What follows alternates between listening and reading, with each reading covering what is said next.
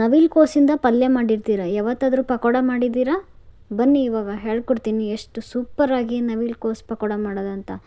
ಈಗ ಒಂದು ಚಿಕ್ಕ ಸೈಜ್ ನವಿಲು ಕೋಸನ್ನು ಚೆನ್ನಾಗಿ ಮೇಲ್ಗಡೆ ಸಿಪ್ಪೆಯೆಲ್ಲ ತೆಗೆದಾಕಿ ಈ ಥರ ಸ್ಲೈಸ್ ಮಾಡಿಕೊಂಡು ಒಂದೊಂದಾಗಿ ಹೀಗೆ ಉದ್ದುದ್ದಕ್ಕೆ ಹೆಚ್ಚಿಟ್ಕೊಳ್ತಾ ಇದ್ದೀನಿ.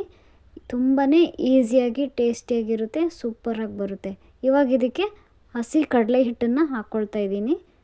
ನೀವು ಇಲ್ಲಿ ನೋಡ್ತಾ ಇರ್ಬೋದು, ನಾನು ಇಬ್ಬರಿಗೋಸ್ಕರ ಮಾಡ್ತಿರೋದು ಸ್ವಲ್ಪ ಹಿಟ್ಟು ಹಾಕ್ಕೊಳ್ತಾ ಇದ್ದೀನಿ. ಕ್ವಾಂಟಿಟಿ ನೋಡಿ ಹಾಕ್ಕೊಳ್ಳಿ. ಅದಕ್ಕೆ ಜೀರಿಗೆನೂ ಹಾಕ್ಕೊಳ್ತಾ ಇದ್ದೀನಿ, ಸ್ವಲ್ಪ ಸೋಡಾ ಪುಡಿ, ಅಡುಗೆ ಸೋಡಾ ಮತ್ತು ಸ್ವಲ್ಪ ಅಚ್ಚ ಖಾರದ ಪುಡಿ, MTR ಅಚ್ಚ ಖಾರದ ಪುಡಿ ನಾನು ಹಾಕ್ಕೊಳ್ತಾ ಇದ್ದೀನಿ. ರುಚಿಗೆ ತಕ್ಕಷ್ಟು ಉಪ್ಪು. ಇಷ್ಟು ಹಿಟ್ಟಿಗೆ ಈಗ ಹಾಕಿರೋ ಉಪ್ಪು ಸಾಕಾಗುತ್ತೆ.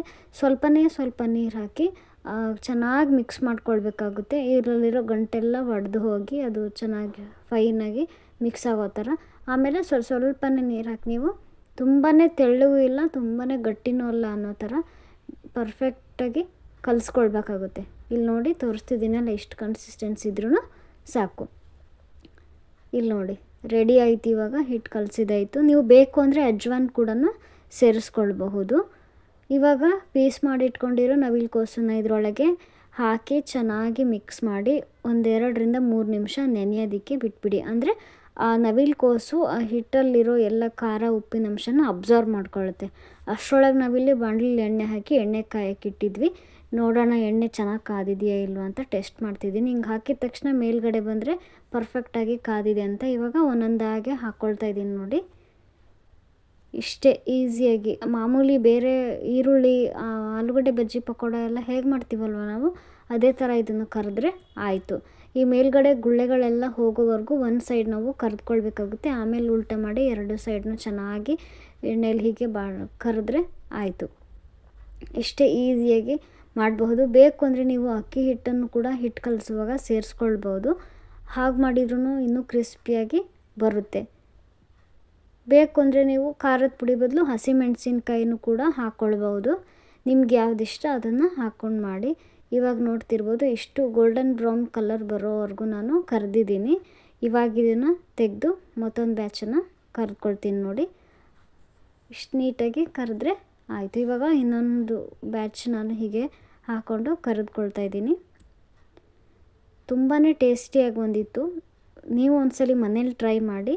ಎಲ್ಲೆಲ್ಲ ಸ್ನ್ಯಾಕ್ಸ್ ಮಾಡಿರ್ತೀರ, ಇದನ್ನು ಒಂದ್ಸಲಿ ಟ್ರೈ ಮಾಡಿ ನೋಡಿ. ಸೂಪರಾಗಿ ಬಂದಿತ್ತು. ನೀವು ಊಟಕ್ಕೆ ಸೈಡ್ಸ್ ಥರನೂ ಮಾಡ್ಕೊಳ್ಬೋದು, ಬಿಸಿ ಬಿಸಿ ಟೀ ಜೊತೆಗೆ ಸ್ನ್ಯಾಕ್ಸ್ ಥರನೂ ಮಾಡ್ಕೊಳ್ಬಹುದು. ಇಷ್ಟು ಚೆನ್ನಾಗಿ ಹೊಳೆಯೋ ಹಾಗೆ ತುಂಬಾ ಕಡಿಮೆ ಸಮಯದಲ್ಲಿ ದೇವ್ರ ದೀಪಗಳನ್ನು ನಾವು ಕ್ಲೀನ್ ಮಾಡ್ಬೋದು. ಇಲ್ಲಿ ನೋಡ್ತಾ ಇರ್ಬೋದು ನೀವು, ಒಂದು ಪಾತ್ರೆಯಲ್ಲಿ ನೀರು ಹಾಕಿಟ್ಟಿದ್ದೀನಿ. ಅದಕ್ಕೆ ನಿಂಬೆಹಣ್ಣಿನ ಗಾತ್ರದಷ್ಟು ಹುಣಸೆ ಹಣ್ಣನ್ನು ಹಾಕ್ಕೊಳ್ತಾ ಇದ್ದೀನಿ. ಇವಾಗ ಇದನ್ನು ಚೆನ್ನಾಗಿ ಕುದಿಸ್ಬೇಕು. ಇಲ್ಲಿ ನೀವು ನೋಡ್ತಿರ್ಬೋದು ಎಷ್ಟು ಗಲೀಜಾಗಿದೆ ಇದೆಲ್ಲ. ಇವಾಗ ಈ ನೀರಿಗೆ ನಾನು ಆ ಎಲ್ಲ ದೀಪ, ಚಿಕ್ಕ ಚಿಕ್ಕ ಪ್ಲೇಟು ಹಾಗೆ ಕರ್ಪೂರ ಬೆಳಗೋದನ್ನು ಕೂಡ ಹಾಕ್ಕೊಳ್ತಾ ಇದ್ದೀನಿ. ಈ ಥರ ಮಾಡೋದ್ರಿಂದ ನೀವು ಈಸಿಯಾಗಿ ಅಲ್ಲಿ ಕಟ್ಟಿರೋ ಕಲೆಗಳೆಲ್ಲ ಆಟೋಮೆಟಿಕ್ಕಾಗಿ ಕರಗೋಗುತ್ತೆ. ಜಸ್ಟ್ ಒಂದು ಸೋಪ್ ಹಾಕಿ ವಾಶ್ ಮಾಡಿದರೆ ನೀವು ಈಸಿಯಾಗಿ ಕಡಿಮೆ ಟೈಮಲ್ಲಿ ಕೈಗೆ ನೋವಿಲ್ಲದೇ ಕ್ಲೀನ್ ಮಾಡ್ಕೊಳ್ಬಹುದು. ಹಾಗೆ ನೀವು ಬೆಳ್ಳಿದು ಅಥವಾ ಬೇರೆ ಪಾತ್ರೆಗಳನ್ನು ಕೆಲವೊಂದನ್ನು ಈ ಥರ ನೀವು ಮಾಡ್ಕೊಳ್ಬಹುದು. ಇವಾಗ ಇದನ್ನು ಒಂದು 5 ನಿಮಿಷ ಫುಲ್ಲು ಹೈ ಫ್ಲೇಮಲ್ಲಿ ಇಟ್ಕೊಂಡು ಕುದಿಯೋ ನೀರಲ್ಲಿ ಹೀಗೆ ಬಿಡಬೇಕಾಗುತ್ತೆ. ಆಮೇಲೆ ನೋಡ್ತಾ ಇರ್ಬೋದು ನೀವು, ನಾನಿಲ್ಲಿ ವಾಶ್ ಮಾಡಿ ತೋರಿಸ್ತಾ ಇದ್ದೀನಿ. ಅದಕ್ಕಿಂತ ಮುಂಚೆ ನೋಡ್ತಾ ಇರ್ಬೋದು ಫಸ್ಟ್ ಹೆಂಗಿತ್ತು, ಹಿಂದ್ಗಡೆ ಎಲ್ಲ ಎಷ್ಟು ಕ್ಲೀನಾಗಿ ಅದೇ ಹೋಗಿಬಿಟ್ಟಿದೆ ನೋಡ್ತಾ ಇದ್ದೀರಾ. ಇವಾಗ ನಾನು ಎಲ್ಲದನ್ನು ಒಂದ್ಸಲಿ ಸ್ಕ್ರಬ್ಬರ್ ಹಾಕಿ ವಾಶ್ ಮಾಡ್ಕೊಳ್ತಾ ಇದ್ದೀನಿ. ಇಷ್ಟಂತೂ ಮಾಡಲೇಬೇಕು, ಆವಾಗ ಇನ್ನೂ ಶೈನಿಂಗ್ ಬರುತ್ತೆ. ತುಂಬಾ ಈಸಿಯಾಗಿ ಜಾಸ್ತಿ ಹೊತ್ತು ವಾಶ್ ಮಾಡೋ ಬದಲು ಕಡಿಮೆ ಟೈಮಲ್ಲಿ ಮಾಡ್ಬೋದು. ನೋಡ್ತಾ ಇರ್ಬೋದು ಇನ್ನು ನೀವು ರಿಸಲ್ಟು ಎಷ್ಟು ಚೆನ್ನಾಗಿ ಬಂದಿದೆ. ಹಾಗೆಯೇ ನಮ್ಮ ಸ್ಕಿನ್ನನ್ನು ಮಾಯ್ಶ್ಚರೈಸ್ ಮಾಡೋದಕ್ಕೆ, ಟ್ಯಾನ್ ಗೇನ್ ಆಗಿದ್ರೂ ಕೂಡ ಈಸಿಯಾಗಿ ಅದನ್ನು ಸ್ವಲ್ಪನಾದರೂ ಕಡಿಮೆ ಮಾಡ್ಕೊಳ್ಬಹುದು. ಮನೆ ರೆಮಿಡಿನ ನಾನು ಹೇಳ್ಕೊಡ್ತಾ ಇದ್ದೀನಿ. ಒಂದು ಅರ್ಧ ನಿಂಬೆಹಣ್ಣಿನ ರಸನ ಹಿಂಡ್ಕೊಳ್ತಾ ಇದ್ದೀನಿ. ಮನೆಯಲ್ಲಿರೋ ಪದಾರ್ಥಗಳಿಂದನೇ ನಾವು ಈಸಿಯಾಗಿ ರೆಮಿಡಿನ ಮಾಡ್ಕೊಳ್ಬಹುದು. ಇವಾಗ ಇದಕ್ಕೆ ಕಾಫಿ ಪೌಡ್ರನ್ನ ಹಾಕ್ಕೊಳ್ಳೋಣ. ಇದರಿಂದ 2 ಸ್ಪೂನಷ್ಟು ನಾನು ಕಾಫಿ ಪೌಡ್ರನ್ನ ಹಾಕ್ಕೊಳ್ತಾ ಇದ್ದೀನಿ. ಹಾಗೆಯೇ ಸ್ವಲ್ಪ ಸಕ್ಕರೆನೂ ಹಾಕ್ಕೊಳ್ಬೇಕು. ಇಲ್ಲಿ ತೋರಿಸ್ತಾ ಇರೋದು ನೋಡಿ, 2 ಸ್ಪೂನಷ್ಟು ನಾನು ಸಕ್ಕರೆನೂ ಹಾಕ್ಕೊಂಡೆ. ಇನ್ನೊಂದು ಮೇನ್ ಇಂಗ್ರೀಡಿಯೆಂಟ್ ಏನು ಅಂತಂದರೆ, ಇದಕ್ಕೆ ಸ್ವಲ್ಪ ಹಾಲು ಹಾಕಿ ನಾವು ಮಿಕ್ಸ್ ಮಾಡ್ಕೊಳ್ಬೇಕಾಗುತ್ತೆ. ಇಷ್ಟು ಸಾಕು. ಆಮೇಲೆ ಇನ್ನೊಂದೇನು ಅಂದರೆ ಜೇನುತುಪ್ಪ ನೋಡಿ, ಇದು ತುಂಬಾ ಒಳ್ಳೆಯದು ಕೂಡ ಸ್ಕಿನ್ಗೆ. ಇದೆಲ್ಲದು ಮನೇಲಿರೋ ಪದಾರ್ಥಗಳೇ ಆಗಿರೋದ್ರಿಂದ ಸೈಡ್ ಎಫೆಕ್ಟ್ಸ್ ಏನೂ ಇರೋದಿಲ್ಲ.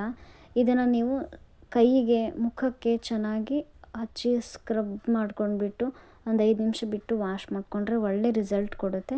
ನೋಡಿ ಇಲ್ಲಿ ನಾನು ತೋರಿಸ್ತಾ ಇದ್ದೀನಿ, ಈ ಥರ ಮಾಡ್ಕೊಳ್ಬೇಕು. ಆ್ಯಂಡ್ ಒಂದೇ ವಾಶ್ಗೆ ಇದು ರಿಸಲ್ಟ್ ಬರೋದಿಲ್ಲ, ಒಂದು 4-5 ಸರಿ ನೀವು ಟ್ರೈ ಮಾಡಿ ಪಕ್ಕಾ ರಿಸಲ್ಟ್ ಬರುತ್ತೆ.